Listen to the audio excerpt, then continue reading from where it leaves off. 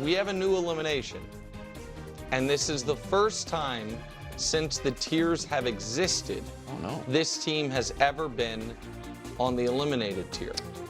So let's show it to you, the eliminated teams. That's the Dallas Cowboys. Wow. That is 10 teams eliminated. Also, once once it reaches 10, we have a little sub-meeting about, is there anyone we have to embarrassingly and ashamedly uneliminate? Proud to say no. While Daryl advocated for the Rizzy bounce for New Orleans, that they could get back in it, we said no. Those 10 teams, playoff hopes, 0. They're all eliminated. The Cowboys amongst the eliminated. Now to the tiers. NFC South. I mean, we're back with the NFC South being its own tier near the bottom. One of these teams is going to get in. I hope it's Baker. I like Mike Evans coming back now. They've had some heartbreaking losses. The schedule really opens up for him. I'm worried about Kirk Cousins. Wilds, it might end up being a category 2 for you. Yes. Classic 2, the Kirk Cousins post-Achilles. It might be. I told you, they've been issues since Greek mythology. That's what you told us. Next. How's Aaron Rodgers doing? Shane Waldron ruins everything tier. Okay. First, it's the Bears. I mean, the whole poor Caleb's rookie year kind of stuck in the mud for a couple months thanks to him. And I'm watching Geno this year, even if the stats don't back it up, except he's leading the league in yards per game. I feel like, man, Geno's free from the yoke of Waldron the last couple of years. So that's the Shane Waldron ruins everything tier. Playoff contraction tier. Idea. The NFL expanded the playoffs 7 teams per conference. If the 7 seed is below 500, they're not in. And the 2 seed gets a bye, like it used to be. It should be there so a good team that gets hot at the end or whatever can be alive. But to make the 2 seed, if one of these, like these 2 teams are right there to make the playoffs. Yes. The Colts benched their quarterback. The Dolphins lost their quarterback, went a month without winning. They're very alive to make the playoffs, which might mean we don't necessarily always need 7 playoff teams each conference. Living off past performance, Niners and Bengals. Like, let's be honest and be fair here. If we had not seen these teams play years prior to this, there'd be no reason to believe either one of them's good.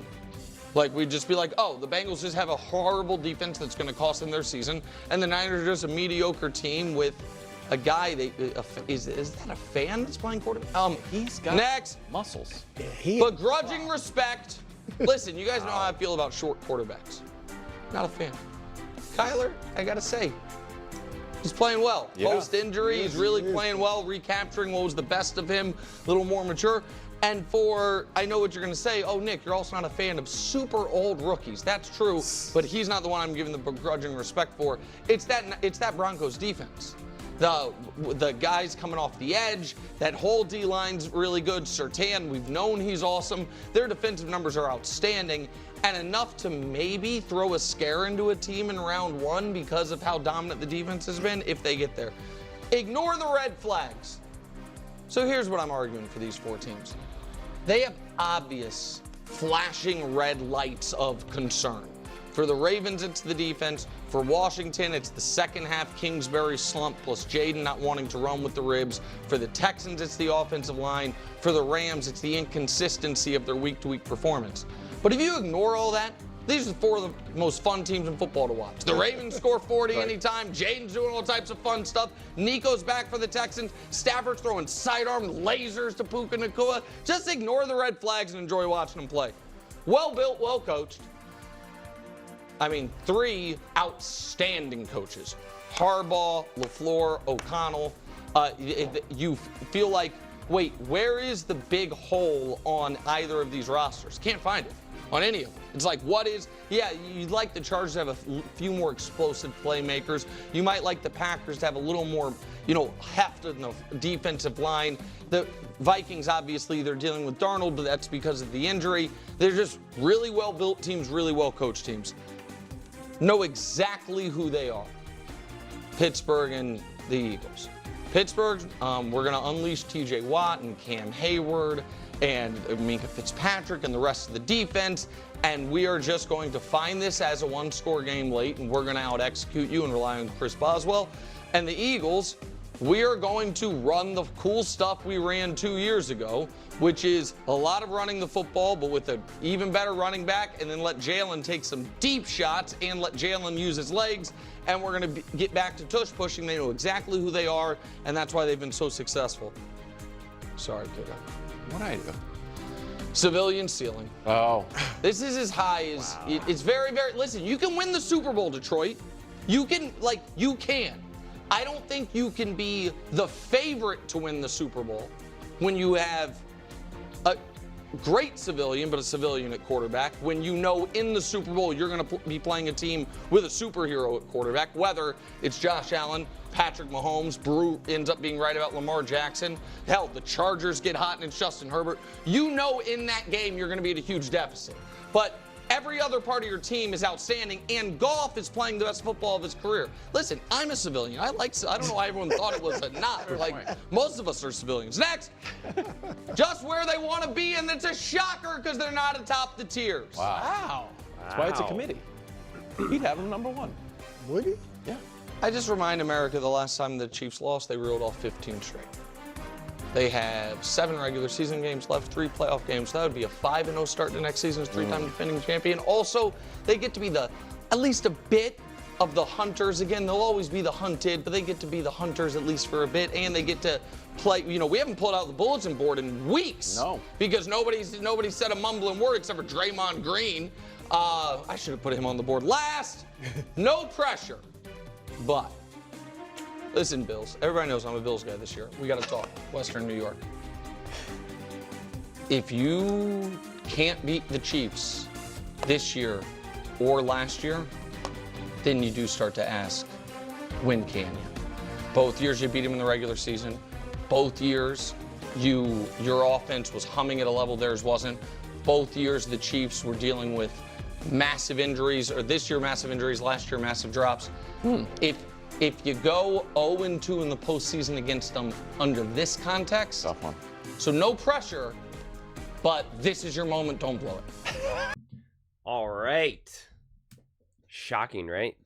Pretty impressive that the Buffalo Bills are actually at the top. I mean, that's, as long as the Kansas City Chiefs aren't at the top, I think it's going to be more accurate. I still think that you're going to put the Lions at the top. I think they've absolutely, positively deserved it, without a doubt. To me, this is where this list continues to actually get harder and harder to not think about the playoffs. In the beginning of doing this, I kept saying, I'm not worried about the future, not worried about the future. I'm talking about today. But now that we're heading into week 12, my mind starts to think playoffs. Because if we were talking about it just today, then there are going to be a few teams that I'm going to put ahead of the Kansas City Chiefs. But come time playoffs, I'm not necessarily going to do that because I do have faith in just Andy Reid and Spags alone. Let's not even add Mahomes in there, but of course Mahomes, but just their ability to game plan and not be out-coached come time the playoffs. And then the rest will be really like, can the players step up? Can Travis Kelce step up with Mahomes? And, can Worthy not step out of bounds, right? Like some of those little things. But in terms of looking at it, like, who's playing the best football right now? Not predictions, because that's the thing. Nick is saying, oh, I don't trust them in terms of Super Bowl, civilian ceiling and all of that. That's still projection into who you think is going to win the Super Bowl. And that's where these tiers kind of both make sense and don't make sense, because we know he believes the Kansas City Chiefs are going to win the Super Bowl, but then he doesn't think that they're the best team today. So it's like, and this is not the rich tapestry. The rich tapestry is the quarterback mountain. There's no rich tapestry because you're not worried about what the Steelers did 3 years ago. It doesn't make any sense. So it is a very weird situation to be in. So it's like, I'm going to have the Lions number 1 because I think they're playing the best football. And then, it's a weird one, because then I would probably put like the Bills, the Eagles, and the Chiefs in that next category, probably. the Ravens, I almost want to put in their own category. And it's just going to be like Super Bowl. They're going to win it all or they're going to lose first round. Like I don't put them in the category of the Commanders and the Texans and the Rams because I think the Ravens are more special than that, especially with Lamar Jackson. I just have reached a point where I fundamentally do not trust the coaching staff. I just do not. Everyone I know blamed Lamar and all of that for the loss against the Steelers. I have zero faith in that coaching staff. Zero faith. And so again, I can see them either absolutely dominating the Chiefs in the playoffs. I really could see it. I could see Derrick Henry and Lamar just pounding the ball and just giving Patrick Mahomes no time, right? Just dominating time of possession, just doing everything that they actually need to do.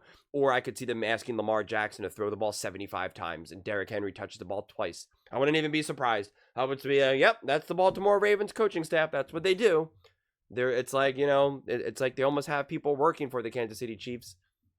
Like it just, and that's why I don't have that faith. But I'm not completely like rocked by that loss to the Steelers. I'm not like, I didn't like lose faith in the team as a whole. I lost faith in the coaching staff, but they're still a top team. They still obviously have that Super Bowl potential. And I think I just made a video. I made a couple videos actually. Like I think the Pittsburgh Steelers are legitimate contenders. I think they need things that will need to bounce their way. And I think they need to play really perfect ball. I think their margin of error will be a little bit smaller than say a team like the Lions or the Eagles or even the Bills, because those teams have some serious weapons that they can rely on, right? Like Jalen Hurts can turn the ball over a couple times, but Saquon Barkley can also rip off 200 yards, right? Josh Allen can overcome essentially anything. The Detroit Lions are so stacked that Jared Goff can throw 5 interceptions and they can still win the game. I don't think the Pittsburgh Steelers have that in them. So they definitely need to play clean, fundamental football, but they're doing it right now. They're playing obviously incredibly at a high level. And the Chargers, and credit to Colin for saying this, like the Chargers and the Kansas City Chiefs are really very similar in that regard. And that's why I'm really excited to see them play each other again, because this team I think is ascending. I think the Chargers are truly ascending. They're getting more comfortable. They're working out their own issues, kind of going through their own growing pains, some of their own mistakes. Harbaugh and Herbert are continuing to develop as a coach-quarterback duo, and in a lot of ways, you're seeing the progression, not unlike you see a rookie quarterback with a coach in the NFL, because like that relationship is being developed, right? They're getting more comfortable with each other. They're learning more deeply what they expect from each other, so you're going to see that continued progress over time. The big question is do the Chargers have enough to actually really make a run or disrupt someone like a Patrick Mahomes and the Kansas City Chiefs? The Packers are kind of in a similar boat, but for different reasons. They can play just such unbelievable football. I mean, I really think Jordan Love, I still maintain that I think Jordan Love is a truly special quarterback. They're definitely just going through their own issues as well. They haven't played the most consistent football, but I put them also in the category where I'm like, who would want to face Jordan Love and the Green Bay Packers in the playoffs? Because, I mean, it's just, you're not going to make Jordan Love feel uncomfortable. He might make mistakes, and he might do things that benefit the opposing team, but it's not because he is confused and doesn't know what he's doing. He's not going to be disrupted in that way. Again, he might try to do too much, but I would have faith that Matt LaFleur is going to be incredibly strategic come time playoffs, but we'll see, because their relationship, their actual true playing relationship is only in its second year right now, and so they're still kind of I think that is also still continuing to grow and evolve, and kind of got hampered because of the injuries of him being in and out of the lineup this season. And it's again it's a lot of similar stories for a lot of these teams, like the Minnesota Vikings as well. I know everyone keeps trying to rag on Sam Darnold, and I just don't see it that way. I think it's so possible that this team can torch you at any given moment. And everybody was so obsessed with the Vikings defense, and now all of a sudden, like, that's not really a big talking point. And it's like that Vikings defense has been making people, has been giving them fits, quite frankly, and has been able to really slow down teams. I mean, just look at how high-powered the Detroit Lions offense is, and the Vikings did a really great job against it. I mean, the Vikings absolutely could have won that game. So you're talking a lot of these teams are really just inches away, not feet or miles. So it's interesting. And the Commanders And the Texans and the Rams, I would also put them almost in their own little category just because of some health issues and a little hot and cold. The Texans are obviously getting healthier now. I no longer know what the Texans' ceiling is. I really also truly believe in C.J. Stroud, and obviously adding Nico Collins has instantly made things different and more dynamic, and Mixon has been playing out of his mind.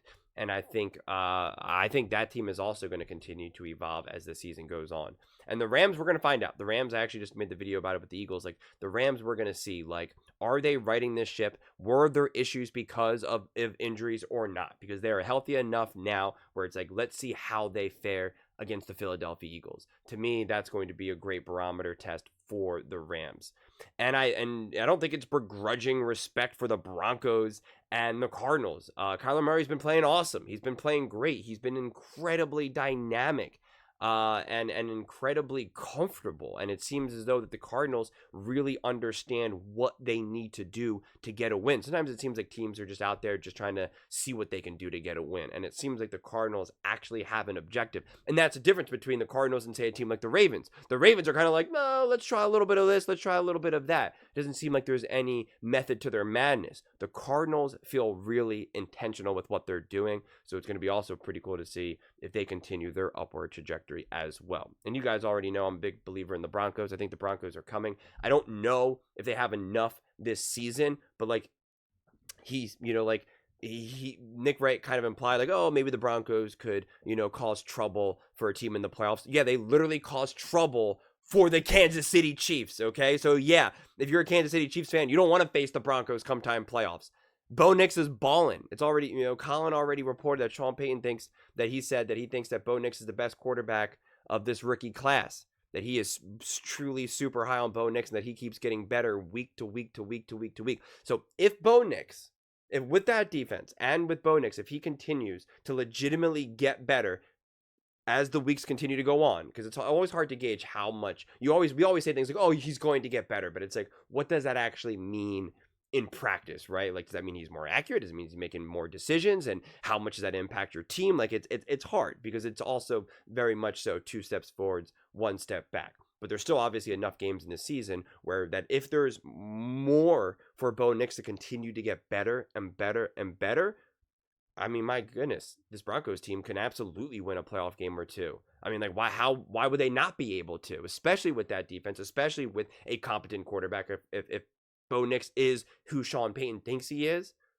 well then yeah, I could absolutely see them shocking people this season and going a lot further than people give them credit for. A lot of people were on the Washington Commanders train, which I am, to be fair, but comparing them to C.J. Stroud and the Houston Texans of last year, and I don't really think that Bo Nix and Denver Broncos ever really got that comparison, but it is very much in the cards for sure.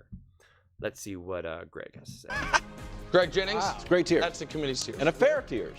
They're always fair. That's why we have a committee. Hey, He's got the Bills at 1, the Chiefs 2. We will see. Fair tiers? Come on. Civilian ceiling. Like, I always have to be the one to do this.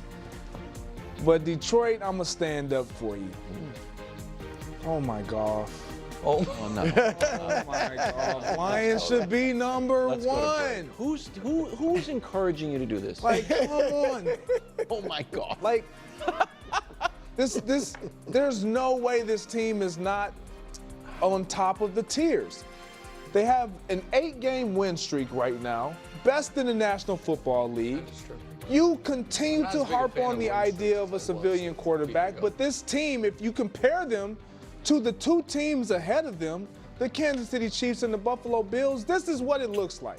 That's pretty good. Like points per game, well, they're first. Total yards, well, they're third. Look at everybody else. Passer rating, that's that civilian guy, you're second. Yeah. And you keep saying this statement, and I'm gonna let America see exactly what you say because you've said it twice today, but this is the quote that I don't think you can be considered the best team in the league with a civilian quarterback. Did you know the tier was going to be called civilian? I didn't. That's what I But thought. this is what I had prepared because this is who Am I you wearing are. the same Like, suit look I'm at wearing this. right now? This is different tie. Look at this. Different tie, yeah. Look at this. But when you think about this guy, all he does is win and have great stats doing it.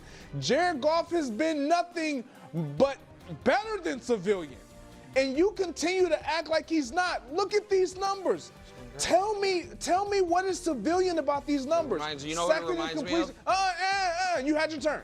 Second in completion percentage, 9th in passing yards per game. You want to know why? Oh, yep, this is a team that knows who they are too, because they're going to run the ball first. So we'll settle for the 9th. First in yards per attempt. You see the numbers, America. I got one more stat for you. Wow. You might like this one. Jared Goff this season, he's doing things that other quarterbacks have done in the past, but nobody's done it twice. Wilds, until Sunday, no player had multiple games with 400 passing yards, 4 touchdowns, and a perfect passer rating. Jared Goff did. Jared Goff has done it twice. Who was the first game against? Jared Goff has done it twice. Which one? The one What's the first? Because I know he just did against Jackson. He did it in 2018 when he was with the Rams. No, in their careers. Oh, He's in their saying in their careers. careers. Yeah. No, nobody's done this all right, twice. so- And he's in America. I don't deny My buddy any of Nick that. is saying he's And civilian. I am. How? Because he doesn't have any superpowers. What do you mean? His superpower is standing behind 5 great offensive linemen in addition to perfection. I got it. That's kind of Batman-ish. Yeah, You know what I mean? that's not. Is Batman a superhero? No. Is he considered a superhero? Thank you. Is he a How superhero? dare you? Wilds. He's a regular guy. Hold on. Wait. He's a Hold superhero. on. What's Stop. his role in Everybody stop uniform? real quick. Wilds, I appreciate you trying to have my back. Let me handle it. Because Batman's obviously superhero. Exactly. Thank you. But he's a regular guy, is all I'm saying. Right. He gives hope to access the regular all those guy. things. Yes, he's more out there. And so here's the deal. All those numbers you showed about Goff, you know what I thought when I saw them? I was like, oh, it reminds me of last year with another civilian who was having an amazing season. Oh my God. With a stacked team around him, Brock Purdy. And you can get to the Super Bowl. You might even be able to win the Super Bowl. I'm just saying, in today's NFL, where there is more top level talent playing quarterback than any time before, it's the most important position in sports. When in your biggest game, you are going to be at a deficit at that position, you can't be the favorite. That's all. They're one of the 3 best teams. They're not the favorite. Just like the Niners weren't going to be the favorite. They're just not. Now, the NFC might not have any superheroes. Were the Niners the favorite? No, they actually were. It was foolish. Okay. Yeah, it was foolish. It went to overtime last year. Okay. And Brock Purdy had them left the field with the lead. Okay. I don't know who needs to hear this, but let's say this one more time for the 10,000th time. You can be a superhero and an elite playmaker from the pocket. Let me say it again. You can be a playmaker and be a superhero and be elite from the pocket. It's okay. I know it's less fancy to do, right? We love it. I feel like I've said this so many times, and I hate repeating myself, but it's just like we're caught in this cycle, so I have to repeat there's no other way to put it. You don't have to scramble for 20 seconds and either rip off a run or, run around in circles and throw the ball 20 yards down the field to be considered a superhero. Not everyone looks like Josh Allen or Lamar Jackson or Patrick Mahomes. Yes, at the end of the day, you absolutely would love to have a quarterback like that because it adds another layer. If Jared Goff had like 15 pounds of extra muscle and could barrel through some linemen, yeah, that would make him a better quarterback. I can totally concede that. And if he could also rip off a 15-yard run and make some people miss, yeah, he would be better. That would technically improve and elevate his game and elevate the Lions. But that does not take away from his own brand of special, of him being deadly accurate, of him reading defenses and making the right throw at the right time consistently. Consistency is a superpower.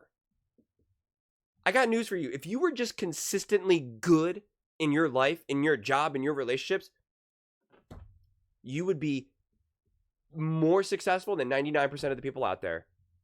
Consistency is everything. And that is what Jared Goff brings. He's able to maximize his team. I've made a similar thing about this about Brock Purdy months ago.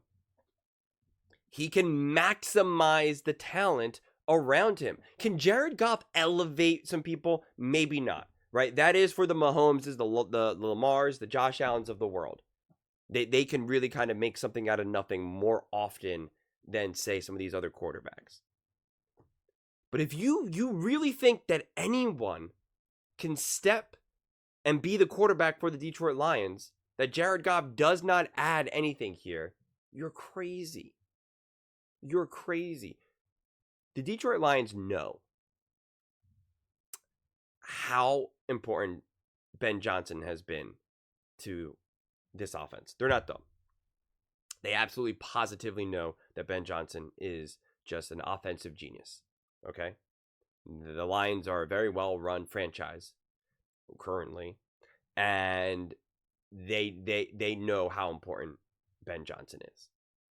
And so if you think that they didn't have conversations with Ben Johnson about Jared Goff, about, hey, should we pay him this money? Should we, is this the guy who's going to be able to get us to that Super Bowl to win it all? Like, is he the guy? Or is he a limiting factor? Because that's what Nick is saying. Nick is saying that essentially Goff is like a limiting factor. That this team would be better if they just got the quarterback position better, if they just got the quarterback right. And so the smartest guy, the smartest offensive guy there, they're going to have a conversation with that. They're going to say, is he the quarterback you need? And he obviously got his blessing. He obviously got paid. I don't think Jared Goff is in a position to be, give me the money right now or I'm not doing nothing. I don't think Jared Goff's even that type of guy. Obviously he wants to get paid and, he wants to be in a long-term situation. But I think it was a very collaborative discussion about all of this. Pretty much the opposite of whatever happened with Dak Prescott and the Dallas Cowboys. It was kind of like, I don't know, what do we do? All right, we'll just pay him the money. I guarantee you this was a calculated decision. So the Lions believe in Jared Goff, the hottest offensive mind in the NFL right now, who can pretty much go anywhere he wants, who's considered to be like a mad superhero genius. We want to stick with the superhero analogies. A literal superhero. He's saying, yep, Jared Goff, let's go. He's my guy. Here we go. He's saying it. So if he's saying that, you know what, Jared Goff is good enough for me, let's go, he probably should be good enough for you. Again, unless you're telling me that you know more than a top offensive mind in the NFL. Unless you're telling me you know more than that. Then again, by all means, and listen, maybe we could say he's too intelligent for his own good. He believes that he can win with anyone, or he believes that he can elevate anyone. You can make that argument technically. It's technically a valid argument. I'm sure there's plenty of coaches that always see a player that they think that they can make even better or maximize. But it's just, Jared Goff is obviously really great. And again, Nick always wants to call out Brock Purdy. And it's funny. If that's the case, if Brock Purdy is just a civilian, then it is not impressive for Patrick Mahomes to be a civilian quarterback in the Super Bowl. It's not impressive. It's not impressive. It's not impressive to beat Lamar Jackson, who apparently always chokes in the playoffs against the Kansas City Chiefs. It's not impressive. It's not. So beating Jimmy Garoppolo and Brock Purdy is then a gift and should not be seen as something special for Patrick Mahomes' resume. And of obviously continuing to beat Lamar Jackson in the playoffs as well. Or in just big moments in general. So yeah, be careful with the way you want to paint your narrative. And they just the no, wrong 3 line. points in overtime. Yeah. But I said they can win. I'm not saying they can't win. It's sound rationale. It's correct. People don't like the word civilian, but it just cuts through the noise. Was on that list of guys who did it. Ken O'Brien in 1986. I'm sure you know. Ken O'Brien, yeah. yes. All right, look. There's a lot of things I thought were wrong with the Steelers. Baltimore should be up with the Steelers and the Eagles, okay? What do you think would happen if Baltimore played the Steelers? Chicago should be on the bottom. I get it. You see, he throws the names in so he doesn't have to put the Bears at the bottom. NFC South See, he tier? threw that NFC South in there just so the Bears couldn't be at the Bears should be at the bottom tier. All right, change the name. That's true. Put But the Bears in the now in-season tournament. while is we're at it. where it gets awkward. Because, Nick, you and the committee are prisoners of the moment. Absolute. I thought it was a rich tapestry. And I'm not even arguing the Lions. The Lions, I'm fine with you if you want to have them number one. Buffalo ahead of the Chiefs? Hold on, what? The Bills should not be ahead of the Chiefs. I have beef with the committee. The Chiefs were due to loss. How many two teams have gone undefeated in the 100-year history of the NFL? Or at least in the Super Bowl era. Yeah. In the Super Bowl era. And so the Chiefs were due for a loss. They're playing in Buffalo. Nick is right. It was the Bills Super Bowl. You could tell from the moment go and afterwards. All right? And the Chiefs still have the Chiefs still have the better defense. I got to interject real fast. Stop with that nonsense that this was the Bills Super Bowl. The Chiefs wanted this so badly. And when the Chiefs beat the Denver Broncos, they were going insane. Patrick Mahomes, his arms out, running down the field like he just won the Super Bowl. Everyone going nuts and crazy. So just stop acting like this was such a big deal for the Buffalo Bills, and it was just another game for the Kansas City Chiefs. Because it's just not true. I'm so sick of that narrative. It's nonsense. We know they got the better quarterback. They got the better coach. And the Chiefs have the better record. And they don't have a blowout loss. That means something. When you get shellacked, you can lose. But the Bills got pummeled and couldn't score against a defense that I've been reprimanding every single weekend. If you don't remember, the Ravens blew out the Bills. Wilds, what are you? Okay, so he's the Chiefs guy. Yeah. I know, that's why it's awkward. But the Chiefs should be ahead of the Bills. That's why it's awkward for me. They just played. Because here's the deal, and I bet neither one of you thinks the Bills is better than the Chiefs. It's not the rank. It's not the standings. It's a tapestry. It's the rankings. Can I chime in? Tapestry is Mahomes Mountain, I think. No, they're both rich tapestries. Thank you.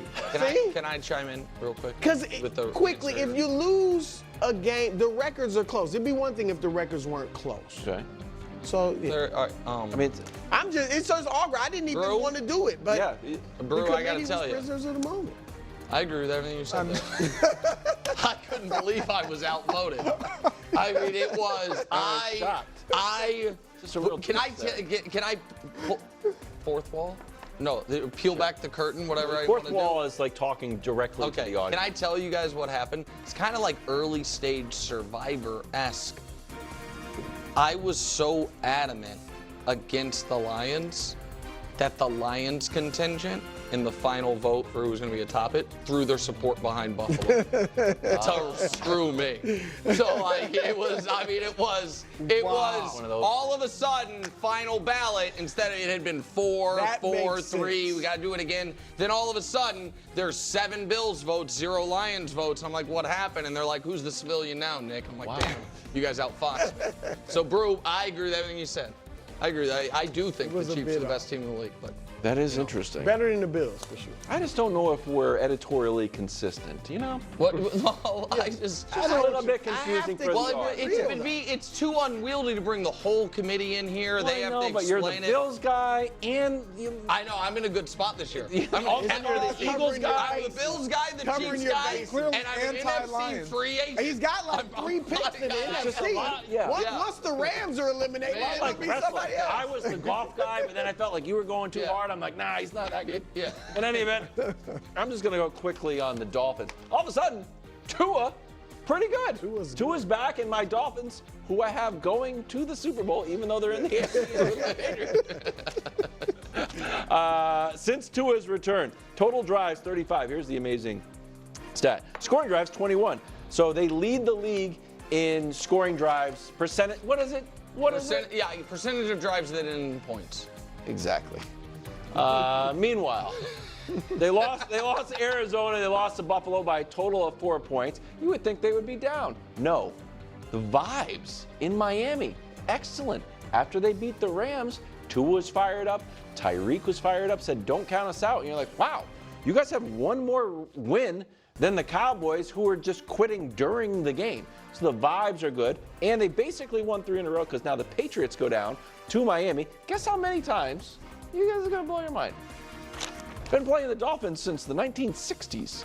Guess how many times the New England Patriots, team of the century, have won a game in Miami? 16. Wrong. 17.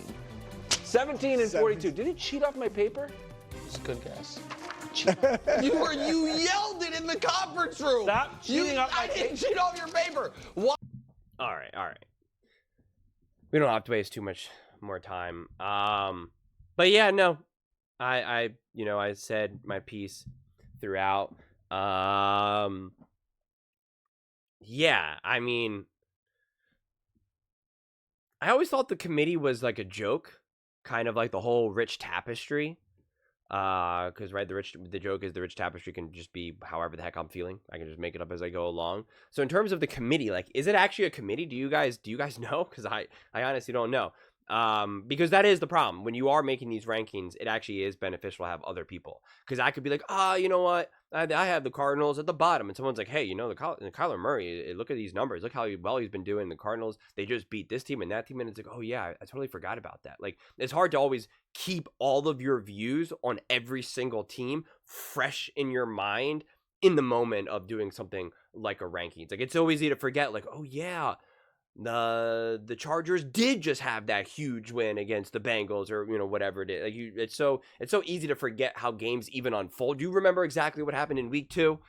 That big breakout play that happened where the so and so was about to drive a game-winning drive, but then it was a strip sack. Like, I don't remember anymore at this point. Yeah, I gotta have my memory refreshed. So having a committee does go a long way, which is what I've said before in the past. That's why I use the comment section as the committee. There's plenty of times where I'm like, oh, I think the Chiefs are the second best team, and then like having conversations in the comment section, I'm like, oh, you know what? That's actually a good point. I would put this other team ahead of them instead, whatever it may be. So that's why for these rankings, I don't ever really even give my hard views on all of them, because it's so fluid. It's so like, we'll see.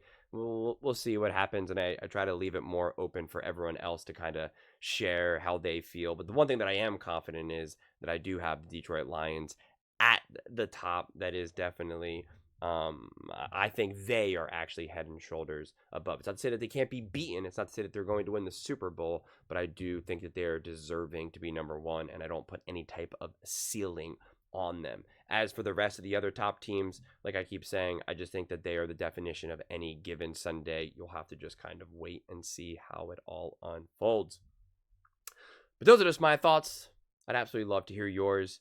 What do you guys all think about Nick's tiers heading into week 12? Let me know in the comments below. I read every single comment. It's whether you agree with me or disagree with me. Either way, let's get in some discussions. Let's get in some fights. But ultimately, let's just have some fun. And please do consider subscribing. We're building an amazing community here, and I'd absolutely love to see you part of it. I want to build something that we all genuinely feel connected to.